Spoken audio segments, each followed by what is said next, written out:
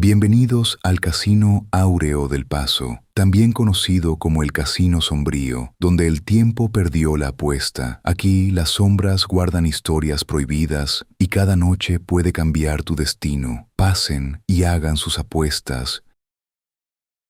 Un hombre ciego ganaba todas las noches en el casino más peligroso de la frontera. Nadie sabía cómo lo hacía, hasta que apareció muerto, con su perro sentado junto al cuerpo, vigilando algo que ninguno de nosotros podía ver todavía. Era el año 1935 y yo estaba ahí la noche que todo comenzó a derrumbarse. El Casino Áureo del Paso no era lugar para gente miedosa. Se ubicaba en la mera frontera entre México y Estados Unidos, donde el dinero corría tan rápido como la sangre y donde los secretos se guardaban mejor que el oro. Las paredes de aquel edificio olían a tabaco cubano, a whisky caro y a desesperación, pero sobre todo olían a misterio. Si esta historia te intriga, por favor, ayuda al canal y suscríbete y cuéntame de dónde estás viendo esto. Me encantaría saber hasta dónde llegó esta historia. Don Aurelio Santamarina llegaba cada noche exactamente a las 9, siempre vestido con traje de lino blanco impecable, sombrero de ala ancha y bastón de caoba con empuñadura de plata. Era un hombre alto, de espaldas anchas, con un rostro curtido por el sol del desierto y por algo más oscuro, algo que había visto en la guerra, o más bien, algo que había dejado de ver. Porque don Aurelio era completamente ciego desde la Guerra Cristera, ese conflicto gacho que dejó a México sangrando durante 3 años. Perdió más que la vista en aquellos campos de batalla. Su brazo izquierdo también se quedó enterrado en algún rincón olvidado de Jalisco, arrancado por la metralla de una granada que nunca debió explotar tan cerca.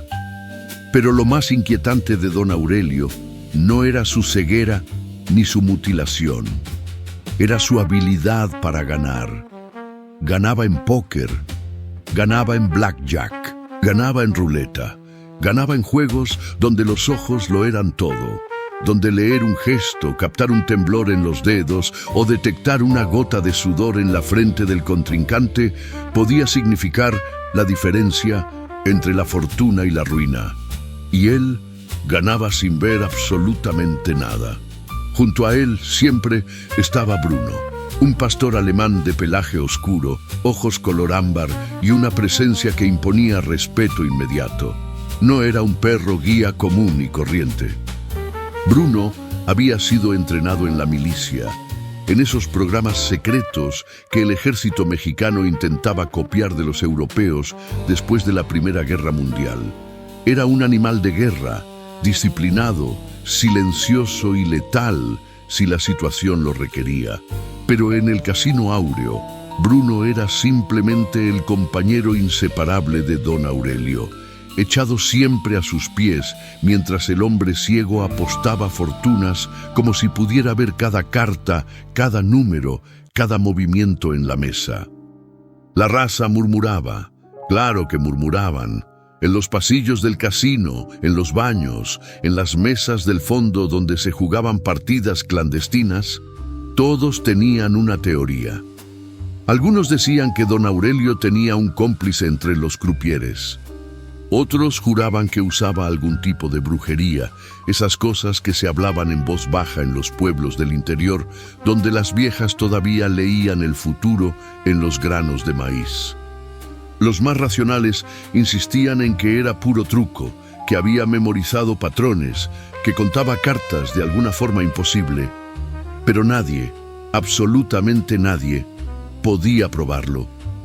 Yo era uno de los meseros del casino. Llevaba 4 años sirviendo copas, limpiando ceniceros y observando. En un lugar como ese, uno aprende a ver sin mirar, a escuchar sin oír. Y yo había visto cosas. Había visto hombres perder sus ranchos en una sola noche. Había visto mujeres apostar sus joyas de familia con lágrimas en los ojos. Había visto peleas que terminaban en sangre y acuerdos que terminaban en desapariciones, pero nunca había visto algo como don Aurelio y su perro. La noche del 23 de marzo, don Aurelio llegó más temprano que de costumbre. Eran apenas las 8:15 cuando lo vi entrar por la puerta principal, con Bruno caminando a su lado izquierdo, exactamente a medio paso adelante, guiándolo con una precisión de relojito. El perro no usaba arnés, no necesitaba correa, simplemente caminaba y don Aurelio lo seguía confiando en cada movimiento del animal como si fueran un solo organismo. Esa noche había algo diferente en el ambiente, una tensión que flotaba en el aire como el humo de los puros. Los jugadores de siempre estaban ahí. Don Fermín Aguirre, el terrateniente de Durango, que cada mes venía a perder y ganar fortunas con la misma indiferencia. La condesa Villarreal, una señora de edad indefinida que vestía joyas de otro siglo y apostaba con la frialdad de un tiburón. El gringo Peterson, un texano que nunca decía su nombre completo y que siempre pagaba en dólares de oro.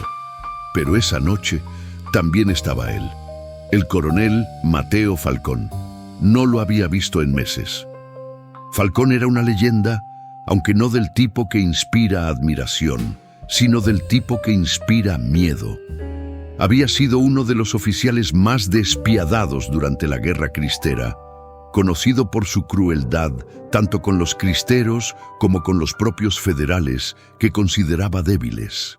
Después de la guerra desapareció de la vida pública, aunque los rumores decían que seguía operando en las sombras, entrenando hombres y animales para trabajos que el gobierno no podía reconocer oficialmente. Algunos decían que había entrenado perros para detectar explosivos, otros que los entrenaba para matar en silencio. Esa noche, Falcón estaba sentado en la mesa principal del salón, fumando un puro largo y observando la entrada con esos ojos grises que parecían atravesar las paredes. Cuando don Aurelio entró, Falcón no se movió, no saludó, no hizo ningún gesto, pero yo vi cómo sus dedos se tensaron ligeramente alrededor del puro. Y vi cómo Bruno, el perro que nunca reaccionaba a nada, giró la cabeza hacia Falcón y se quedó mirándolo durante 3 segundos completos antes de seguir caminando. Don Aurelio se dirigió directamente a la sala privada Áurea 13. Era una de las salas reservadas del casino, un espacio exclusivo donde solo los jugadores de más alto nivel podían entrar. La sala tenía una sola mesa, forrada en terciopelo verde oscuro, iluminada por una lámpara de cristal que colgaba del techo y proyectaba sombras danzantes en las paredes de madera. Las ventanas estaban cubiertas por cortinas gruesas y la puerta, maciza, se cerraba con un pestillo interno que garantizaba privacidad absoluta. Esa noche, don Aurelio pidió una partida privada. Solo él, don Fermín y el gringo Peterson. 3 hombres, una mesa y apuestas que comenzaban en 5,000 pesos. Bruno se echó en su posición de costumbre, a los pies de don Aurelio, con la cabeza apoyada en las patas delanteras, pero con los ojos abiertos, siempre vigilando. Yo serví la primera ronda de bebidas. Whisky escocés para Peterson, tequila añejo para don Fermín y agua mineral con limón para don Aurelio, que nunca bebía alcohol cuando jugaba. La partida comenzó con tranquilidad, con el sonido de las fichas golpeando la mesa y el murmullo de las apuestas. Pero algo no estaba bien. Lo sentí en el aire, en la forma en que Peterson miraba sus cartas, en la rigidez de los hombros de don Fermín. Salí de la sala y cerré la puerta tras de mí. Afuera, en el salón principal, la vida del casino continuaba. La ruleta giraba. Las fichas chocaban. Las mujeres reían con esa risa forzada de quien necesita aparentar alegría. Y en la mesa del fondo, el coronel Falcón seguía sentado, fumando, mirando hacia la puerta cerrada de la sala 13 como si pudiera ver a través de ella. Pasaron 2 horas. Yo entré 3 veces más a la sala para servir bebidas y retirar ceniceros. Cada vez la tensión era más fuerte. Don Aurelio había ganado las primeras 5 manos seguidas. Peterson había perdido casi $15,000. Don Fermín sudaba aunque la noche era fresca, y Bruno seguía ahí, echado, quieto, pero con esa quietud que no era relajación sino vigilia absoluta. A las 11:15 de la noche escuché el golpe. No fue un golpe fuerte. Fue un sonido sordo, como si algo pesado hubiera caído al suelo. Venía de la sala 13. Dejé la bandeja que estaba cargando y corrí hacia allá. Otros meseros y algunos jugadores también se acercaron, atraídos por el ruido inusual en un lugar donde el silencio era oro. La puerta estaba cerrada. Toqué. Nadie respondió. Toqué más fuerte. Silencio. Entonces, el encargado de seguridad, un hombre enorme llamado Tiburcio, sacó su llave maestra y abrió. Lo que vimos nos heló la sangre. Don Aurelio Santamarina estaba muerto. Su cuerpo yacía en el suelo, junto a la silla que momentos antes ocupaba, con el rostro hacia arriba y los ojos ciegos abiertos, mirando hacia un techo que nunca volvería a no ver.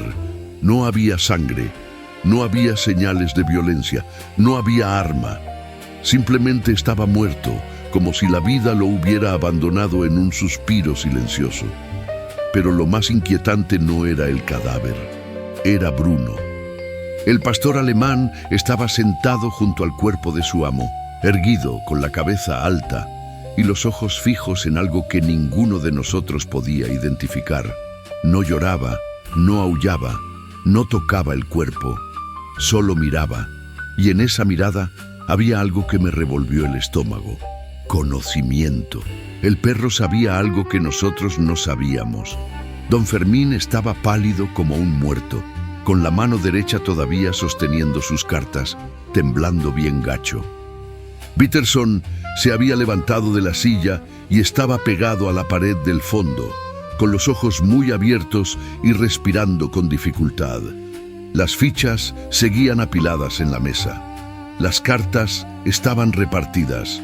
Todo indicaba que la partida se había interrumpido en plena mano, y en el suelo, a menos de 1 metro del cuerpo, había una carta boca arriba, el as de oros. Brillaba bajo la luz de la lámpara, como si fuera lo único real en aquella escena de pesadilla. Tiburcio entró primero, seguido por don Mauricio Velarde, el dueño del casino, un hombre de unos 60 años con bigote de morsa y mirada de águila. Velarde observó la escena durante largos segundos, sin decir palabra. Luego se volvió hacia Peterson y don Fermín. «¿Qué pasó aquí?», preguntó con voz tranquila, demasiado tranquila. Don Fermín tragó saliva. «No lo sé. Estábamos jugando. Aurelio acababa de ganar otra mano.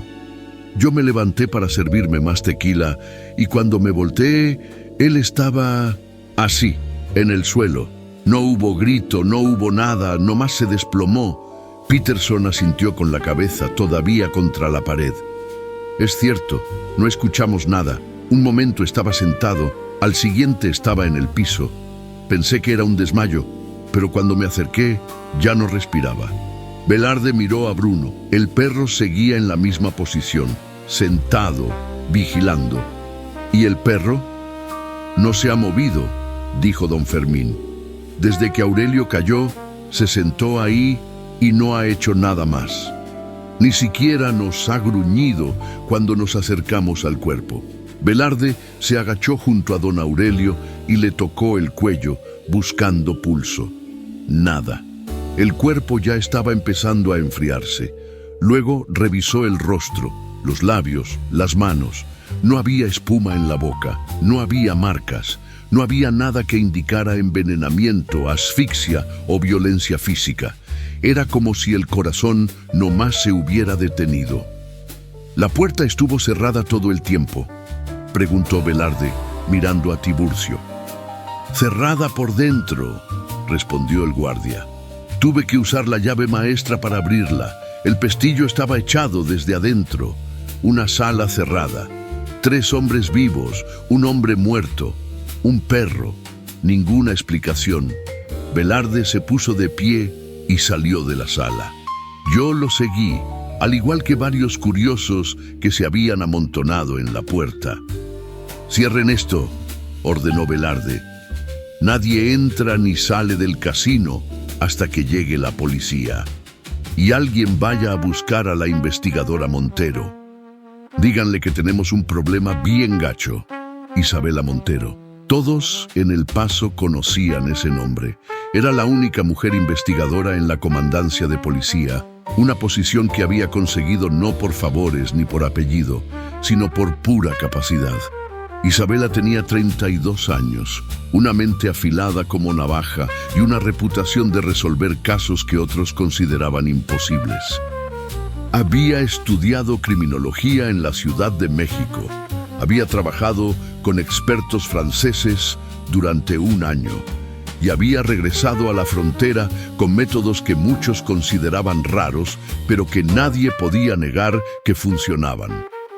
Llegó 40 minutos después, acompañada por el comandante Ernesto Ortega, un hombre de complexión robusta, bigote espeso y 50 años de experiencia en la policía fronteriza. Ortega era de la vieja escuela, de los que confiaban en el instinto y en el interrogatorio duro. Pero incluso él respetaba a Isabela, porque había aprendido que esa mujer veía cosas que los demás no veían. Isabela entró en la sala 13 con paso firme, vestida con un traje sastre oscuro y el cabello recogido en un moño impecable. Llevaba un maletín de cuero en la mano izquierda. Se detuvo en la puerta y observó la escena completa antes de dar un solo paso más. Sus ojos recorrieron el cuerpo, las sillas, la mesa, las cartas, las fichas y finalmente se detuvieron en Bruno. «¿El perro ha hecho algo desde que encontraron el cuerpo?», preguntó. «Nada», respondí yo, que me había quedado cerca de la puerta. «Solo está sentado ahí mirando». Isabela se acercó lentamente a Bruno. El perro la miró, pero no se movió, no gruñó, no mostró ningún signo de agresión. Isabela se arrodilló frente a él a 1 metro de distancia y lo observó con atención. «Eres un perro militar, ¿verdad?», murmuró, más para sí misma que para el animal. «Te entrenaron para obedecer órdenes específicas, para comunicarte de formas que otros no entienden». Se puso de pie y miró a Ortega. «Comandante, necesito que interroguen a los 2 testigos por separado. Quiero saber cada detalle de lo que pasó esta noche, desde que entraron a la sala hasta que encontraron el cuerpo. Y quiero una lista completa de todas las personas que estaban en el casino en el momento de la muerte». Ortega asintió y salió a organizar los interrogatorios. Isabela se quedó en la sala, ahora sola conmigo, con el cuerpo y con Bruno. Se agachó junto a don Aurelio y comenzó a examinarlo con cuidado profesional. Revisó los bolsillos. Encontró una cartera con dinero, un reloj de bolsillo detenido a las 11:07 y un pañuelo de seda. Nada fuera de lo común. Luego revisó la mesa. Las cartas mostraban una mano de póker a medio jugar. Don Aurelio tenía un par de reyes. Don Fermín tenía 3 sietes. Peterson tenía una escalera incompleta. Las apuestas en el centro sumaban casi 30.000 pesos. Isabela tomó nota de todo en una pequeña libreta que sacó de su maletín. «¿Usted trabaja aquí?», me preguntó sin levantar la vista. «Sí, señorita Montero, soy mesero. Estuve sirviendo bebidas en esta sala durante toda la noche». ¿Notó algo raro? ¿Alguna discusión? ¿Alguna tensión fuera de lo normal? Dudé un momento. Don Aurelio ganaba mucho. Los otros 2 estaban frustrados, pero no hubo peleas, solo el juego. Isabela asintió. Luego se acercó a las de oros que seguía en el suelo. Lo recogió con cuidado, usando un pañuelo para no dejar huellas. Lo examinó contra la luz. Era una carta normal, del mismo mazo que se usaba en la mesa. Pero había algo en la forma en que había caído, boca arriba, perfectamente visible, como si alguien la hubiera puesto ahí a propósito. «¿Esta carta estaba en el mazo cuando empezó la partida?», preguntó. «Debía estarlo», respondí. «El croupier revisa todos los mazos antes de las partidas privadas. Son mazos sellados. Y después de que don Aurelio cayó, ¿alguien tocó esta carta? No lo sé. Yo llegué cuando ya estaba en el suelo». Isabela guardó la carta en una bolsa de papel que sacó de su maletín. Luego se volvió hacia Bruno, que seguía en la misma posición sentado, mirando hacia un punto específico de la sala, la esquina donde estaba la puerta. No miraba el cuerpo, no miraba la mesa, miraba la puerta. «Interesante», murmuró Isabela. «Muy interesante». Durante las siguientes 3 horas, el Casino Áureo se convirtió en un desmadre de actividad policial. Ortega interrogó a don Fermín y a Peterson por separado. Ambos contaron la misma historia. Estaban jugando. Don Aurelio se desplomó sin previo aviso. No hubo sonidos raros. No hubo nada fuera de lo común. Los testimonios coincidían en todos los detalles importantes. O estaban diciendo la verdad, o se habían puesto de acuerdo para mentir de forma perfecta. Isabela también interrogó a todo el personal del casino que había estado trabajando esa noche. A mí me preguntó sobre cada vez que entré en la sala, que vi, que escuché, si noté algún olor raro, si alguien más había entrado o salido.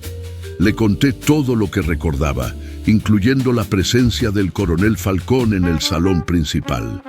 Cuando mencioné a Falcón, Isabela levantó la vista de sus notas. «¿Mateo Falcón estaba aquí esta noche?» «Sí. Estuvo sentado en la mesa principal durante horas, nomás fumando y observando». «¿Habló con alguien?» «No que yo viera». «¿Entró en algún momento a la sala 13? «No, nunca se levantó de su silla hasta después de que encontramos el cuerpo». Entonces se rajó del casino. Isabela cerró su libreta. «¿Sabe dónde puedo encontrar al coronel Falcón?»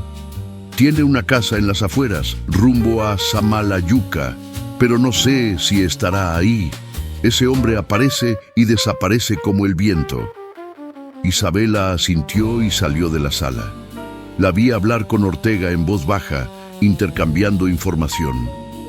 Luego ambos se acercaron a Velarde, el dueño del casino, y le hicieron preguntas sobre don Aurelio. ¿Cuánto tiempo llevaba viniendo? ¿Cuánto había ganado en total? Si tenía enemigos conocidos, si había recibido amenazas. Velarde respondió con la precisión de un contable.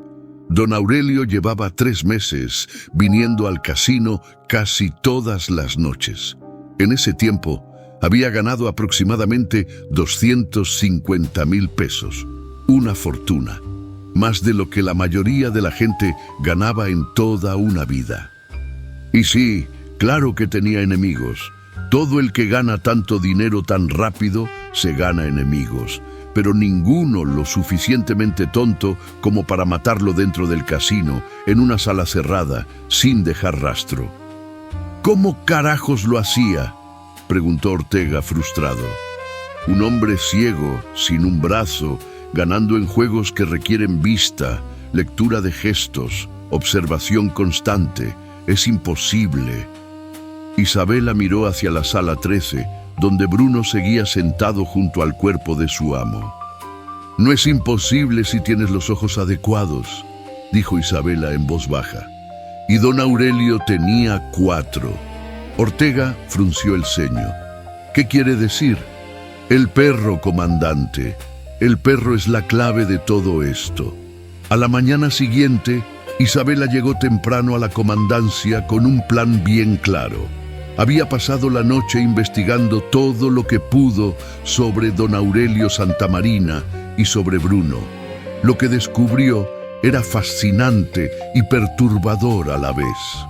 Don Aurelio había sido capitán durante la Guerra Cristera, un oficial respetado que perdió todo en la batalla de Tepatitlán en 1929.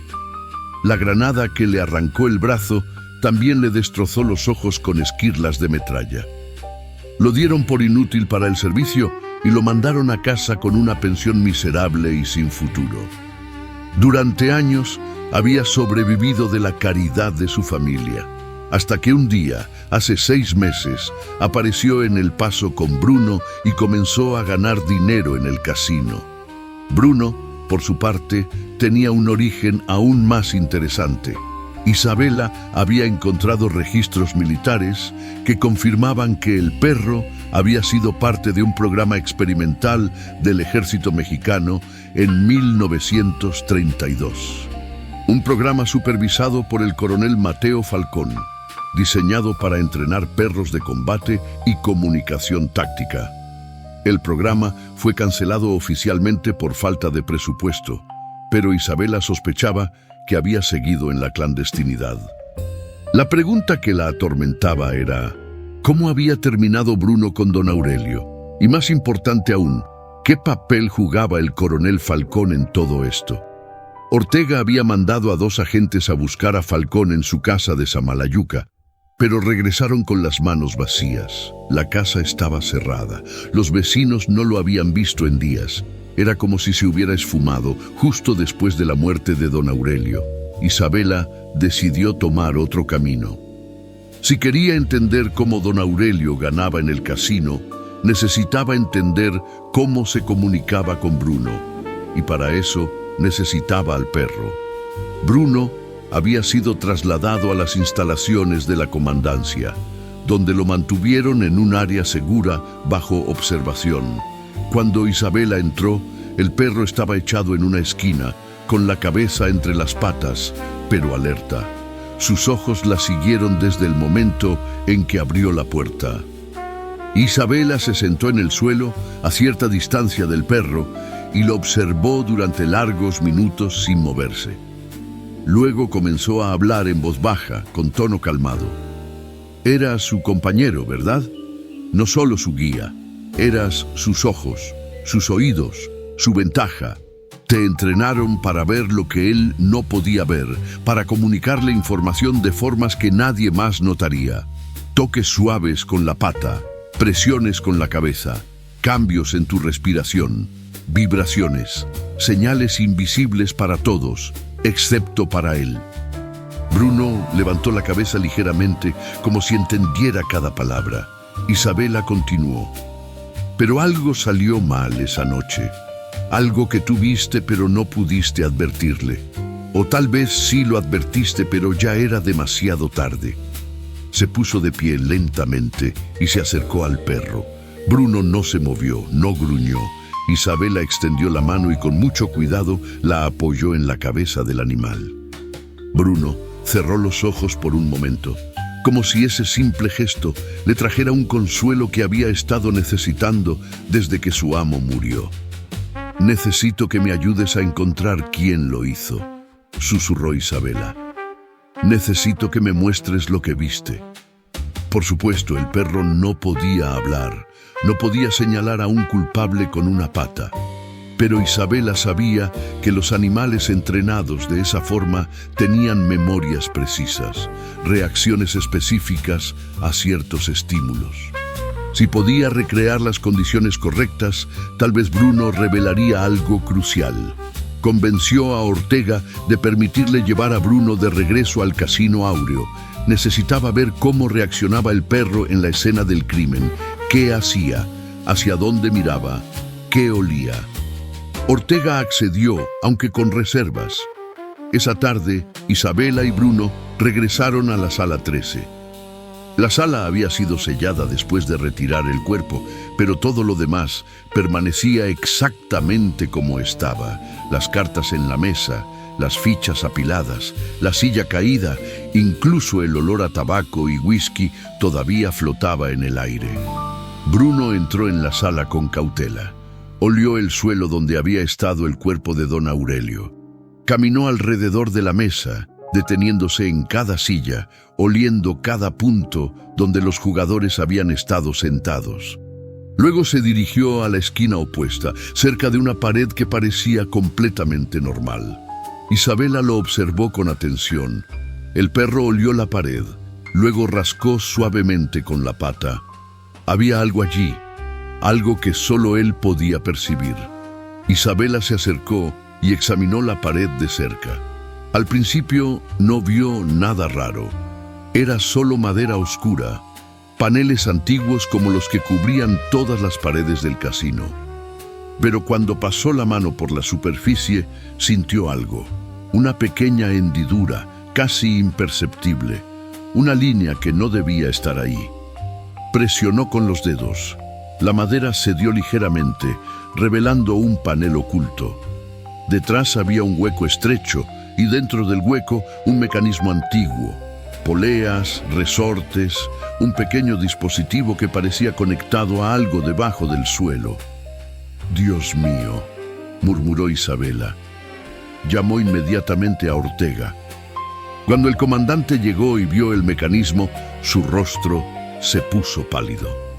«¿Qué demonios es eso?». Isabela se agachó para examinar el dispositivo más de cerca.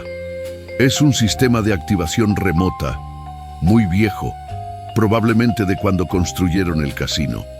Mire aquí, estas poleas están conectadas a un tubo que va bajo la mesa, y este resorte está diseñado para liberar algo cuando se aplica presión en un punto específico.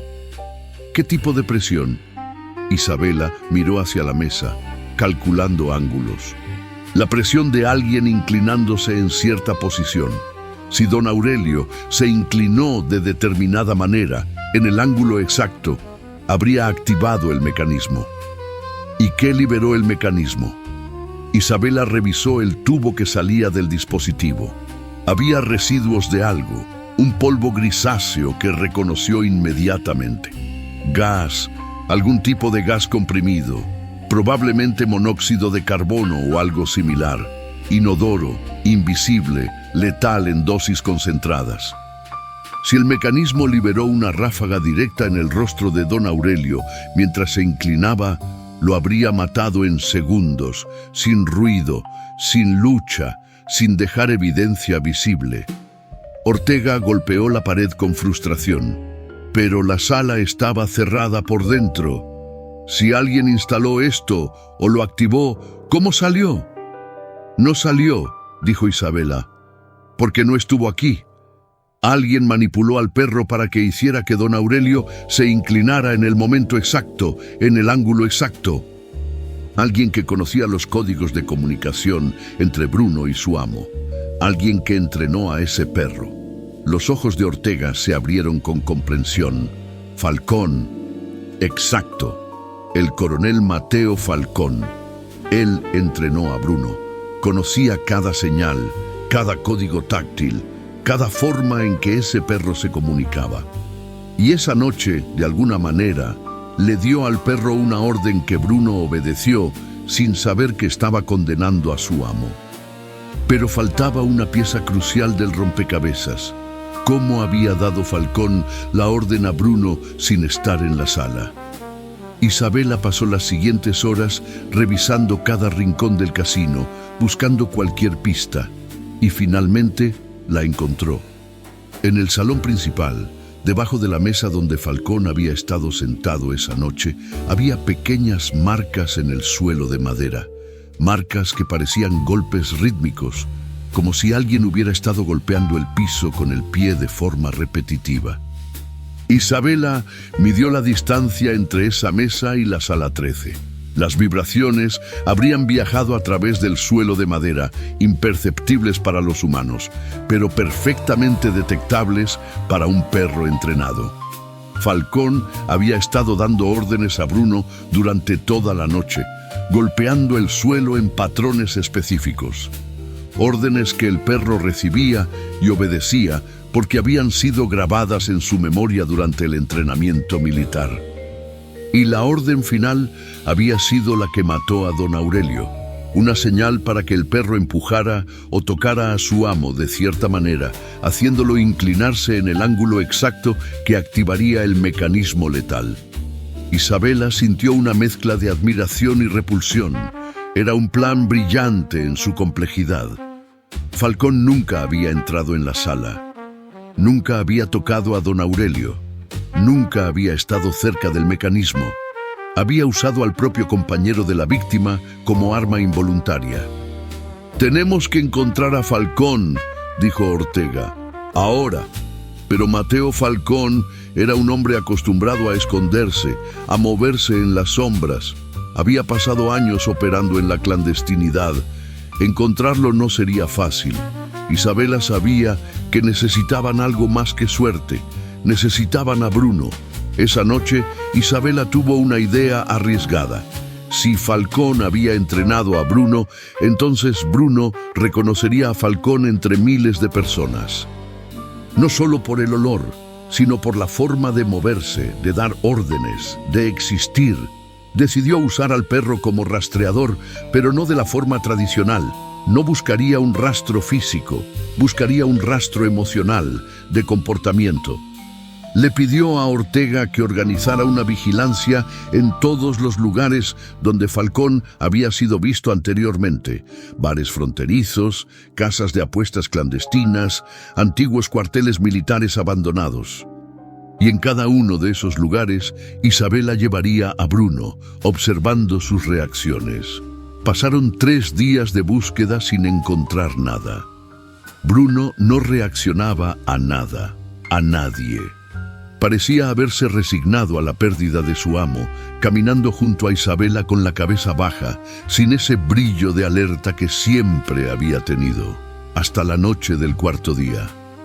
Isabela había decidido revisar un último lugar, una cantina en las afueras de Ciudad Juárez, del otro lado de la frontera, un antro mugriento llamado El Coyote Tuerto, donde se decía que Falcón había reclutado mercenarios durante la guerra. Era un tiro largo, pero Isabela estaba dispuesta a intentarlo. Cuando entraron, el lugar estaba medio lleno de borrachos, jugadores y mujeres de la vida que trabajaban las mesas. El olor a cerveza rancia y sudor era sofocante. Isabela llevaba a Bruno con una correa suelta, dejándolo caminar libremente, observando cada movimiento del animal. Y entonces sucedió. Bruno se detuvo en seco en medio del salón. Su cuerpo se tensó como un resorte. Las orejas se irguieron. Un gruñido bajo, casi imperceptible, salió de su garganta. Y sus ojos se fijaron en un hombre sentado en la esquina más oscura de la cantina, de espaldas a la puerta, con un sombrero que le cubría el rostro. Isabela sintió que el corazón se le aceleraba. Caminó lentamente hacia la mesa, con Bruno jalando suavemente de la correa, queriendo acercarse más, pero contenido por el entrenamiento que le impedía atacar sin orden explícita. El hombre en la esquina no se movió, no levantó la vista. Simplemente siguió bebiendo de un vaso de mezcal, como si no hubiera notado la presencia del perro o de la investigadora. «Coronel Falcón», dijo Isabela con voz firme, «necesito que venga conmigo». El hombre dejó el vaso en la mesa con un golpe seco. Luego levantó lentamente la cabeza y se quitó el sombrero. Era él, Mateo Falcón, con esos ojos grises que parecían atravesar el alma, una barba de varios días y una sonrisa que no llegaba a los ojos. «Investigadora Montero», dijo con voz calmada, casi divertida. «Me preguntaba cuánto tardaría en encontrarme. No va a negar que estuvo en el Casino Áureo la noche que don Aurelio murió. ¿Por qué negaría algo que es cierto? Estuve ahí. Me vio medio casino. No es un secreto. Entonces tal vez quiera explicar por qué don Aurelio Santamarina está muerto, asesinado por un mecanismo que usted activó usando al perro que usted mismo entrenó». Falcón se rió, una risa seca y amarga. «Tiene una imaginación impresionante, investigadora, pero le falta una cosa importante: pruebas». Isabela se sentó en la silla frente a él, manteniendo la correa de Bruno firmemente en su mano. El perro seguía tenso, mirando a Falcón con una intensidad que daba miedo. «Tengo pruebas suficientes». «Tengo el mecanismo», Tengo las marcas en el suelo del casino que prueban que usted estuvo dando órdenes al perro durante toda la noche. Tengo testigos que lo vieron observando la sala 13. Y tengo a Bruno, que no ha reaccionado a nadie en 4 días, excepto a usted. Falcón miró al perro. Algo pasó por su rostro, algo que podría haber sido pena o tal vez desprecio. Bruno era el mejor de todos los que entrené. Inteligente, leal, capaz de aprender códigos complejos en días. Se lo regalé a Aurelio hace 6 meses porque pensé que un hombre destrozado por la guerra merecía al menos una oportunidad de recuperar algo de dignidad. Le enseñé los códigos, le expliqué cómo usarlos y Aurelio los usó para enriquecerse, para engañar, para ganar dinero de forma deshonesta. ¿Y eso justifica matarlo?, preguntó Isabela con voz fría. Falcón la miró directamente a los ojos. Él no merecía el don que le di. Convirtió algo noble, una herramienta creada para salvar vidas en la guerra, en un truco de feria para estafar borrachos en un casino. Me pidió más perros. Quería crear un negocio, vender el secreto al mejor postor. Iba a revelar todo, a destruir años de trabajo. No podía permitirlo. Así que decidió eliminarlo, usando el mismo perro que le regaló, convirtiendo a Bruno en el arma del crimen.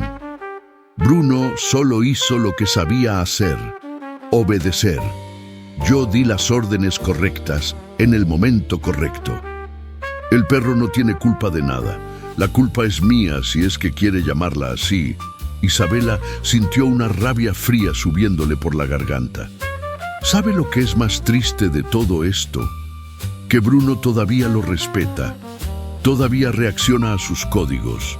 Usted lo traicionó de la peor manera posible, usándolo para matar al hombre que lo cuidaba, y aún así, el perro no puede evitar reconocerlo como su superior. Falcón extendió la mano lentamente hacia Bruno. El perro lo miró confundido, con las orejas hacia atrás. Isabela jaló de la correa alejándolo. No vuelva a tocarlo. Ese perro ya sufrió suficiente por su culpa. Falcón bajó la mano. Por un momento pareció más viejo, más cansado. ¿Qué va a hacer con él? Lo que usted nunca hizo: cuidarlo, protegerlo, darle una vida donde no tenga que ser un arma para nadie. Isabela hizo una señal y 2 policías que había dejado esperando afuera entraron en la cantina. Falcón no opuso resistencia cuando lo esposaron. Salió caminando con la cabeza alta, como el militar que alguna vez había sido, antes de que la guerra y la traición lo convirtieran en un asesino. En la calle, bajo la luz de los faroles, Ortega esperaba junto a un coche policial. ¿Es él? «Es él», confirmó Isabela. «Confesó todo. Dice que no tiene remordimientos». Ortega negó con la cabeza con disgusto. «Estos militares de la vieja escuela creen que las reglas no aplican para ellos, que pueden hacer justicia con sus propias manos». Isabela miró a Bruno, que se había sentado a su lado, todavía alerta, todavía vigilando. Lo peor es que usó al único ser que realmente quería a don Aurelio para matarlo. Eso es lo que no le voy a perdonar nunca. El juicio de Mateo Falcón fue rápido y contundente. La confesión, sumada a las pruebas físicas del mecanismo en el casino y los testimonios de expertos en entrenamiento canino que confirmaron que los códigos usados eran consistentes con técnicas militares avanzadas, no dejaron lugar a dudas. Falcón fue sentenciado a 20 años de prisión por homicidio premeditado. Durante el juicio, cuando le preguntaron si tenía algo que decir en su defensa, Falcón solo repitió lo que había dicho en la cantina. Él no merecía el don que le di. No mostró arrepentimiento, no pidió perdón. Solo se mantuvo firme en su creencia de que había hecho lo correcto, de que había protegido algo valioso de ser profanado. Era la mentalidad de un soldado que nunca salió de la guerra, que seguía peleando batallas que solo él veía. Bruno, por su parte, fue adoptado oficialmente por Isabela Montero. Al principio, el perro estuvo confundido, buscando a don Aurelio en cada esquina, esperando órdenes que nunca llegaban. Pero con el tiempo comenzó a adaptarse. Isabela lo trató con paciencia y respeto, nunca intentando usar los viejos códigos, nunca pidiéndole que fuera algo más que un perro, solo un compañero. Con los meses, Bruno aprendió a relajarse, dejó de estar siempre en alerta, comenzó a jugar, algo que probablemente nunca había hecho en toda su vida de perro militar. Isabela lo llevaba a caminar por el río, le compraba huesos, le permitía dormir en su cuarto. Y lentamente, muy lentamente, Bruno empezó a ser solo un perro, no un soldado, no un arma, no una herramienta. El Casino Áureo del Paso cerró la sala privada Áurea 13 permanentemente. Velarde mandó sellar la puerta y poner una placa que decía «Cerrado por respeto». Nadie quería jugar en el lugar donde un hombre había sido asesinado de forma tan elaborada y cruel.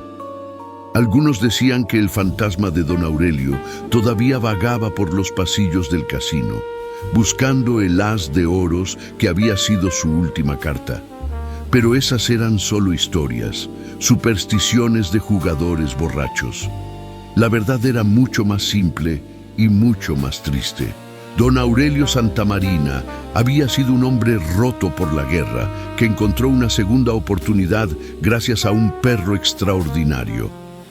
Pero en lugar de usar ese don para algo noble, lo usó para ganar dinero fácil, para alimentar su ego, para demostrar que seguía siendo alguien a pesar de su ceguera y su mutilación. Y esa vanidad lo mató. Isabela nunca olvidó el caso. Se convirtió en uno de los más famosos de su carrera, el asesinato perfecto en una sala cerrada, resuelto no por pistas tradicionales, sino por entender la psicología de un perro y la traición de su entrenador. Escribió un informe detallado que se usó durante años en la Academia de Policía como ejemplo de investigación creativa. Pero lo que más recordaba no era la solución del caso ni el arresto de Falcón. Era la mirada de Bruno la noche que encontraron el cuerpo. Esa mirada que no era de un perro confundido, sino de un ser que sabía exactamente lo que había pasado y no podía hacer nada para cambiarlo. Un testigo silencioso, atrapado entre la lealtad a su amo muerto y el reconocimiento de su verdadero traidor. El caso se cerró oficialmente en mayo de 1935, pero en los pasillos del Casino Áureo y en las cantinas de El Paso, la historia siguió circulando durante décadas. Se convirtió en leyenda, en advertencia, en misterio prohibido que la gente contaba en voz baja. La historia del hombre que no podía ver, pero lo veía todo. El hombre que ganaba lo imposible con la ayuda de 4 ojos que no eran suyos. El hombre que fue asesinado por el único que conocía su lenguaje secreto. Y en algún lugar de esa historia, entre el engaño y la traición, entre la lealtad y el asesinato, estaba Bruno. Un perro que nunca pidió ser un soldado, que nunca quiso ser un arma, que solo quería servir y proteger, y que al final fue usado como instrumento de muerte contra el único que lo trataba con cariño. Isabela lo sabía. Por eso, cada noche, cuando Bruno se acostaba a sus pies, mientras ella leía expedientes, le acariciaba la cabeza y le susurraba: «Ya no tienes que pelear más. Ya no tienes que obedecer órdenes que no entiendes. Ahora solo tienes que vivir». Y Bruno, con sus ojos color ámbar que habían visto demasiado, cerraba los párpados y descansaba. Por fin, el misterio del Casino Áureo quedó resuelto. Pero las preguntas más profundas, esas sobre lealtad, manipulación y el precio de la supervivencia, esas nunca tuvieron respuesta. Algunas cosas, incluso después de resolver el crimen, siguen siendo misterio. Y tal vez eso sea lo más honesto, porque la vida no siempre ofrece explicaciones completas. A veces solo ofrece verdades incómodas y decisiones imposibles. como las que enfrentó Bruno esa noche cuando las órdenes grabadas en su memoria le dijeron que empujara a su amo hacia la muerte y su lealtad le dijo que obedeciera. En el fondo, todos somos un poco como Bruno, atrapados entre lo que nos enseñaron a hacer y lo que sabemos que es correcto, luchando con códigos que no elegimos y órdenes que no entendemos completamente, esperando que alguien en algún momento nos diga que ya no tenemos que seguir peleando, que por fin podemos descansar. Ayuda al canal a crecer. Por favor, suscríbete para ser avisado siempre que haya nuevas historias aquí en el canal. Tu comentario ayuda a elegir cuál historia olvidada revelaremos a continuación. Y créeme, la próxima es aún más impactante.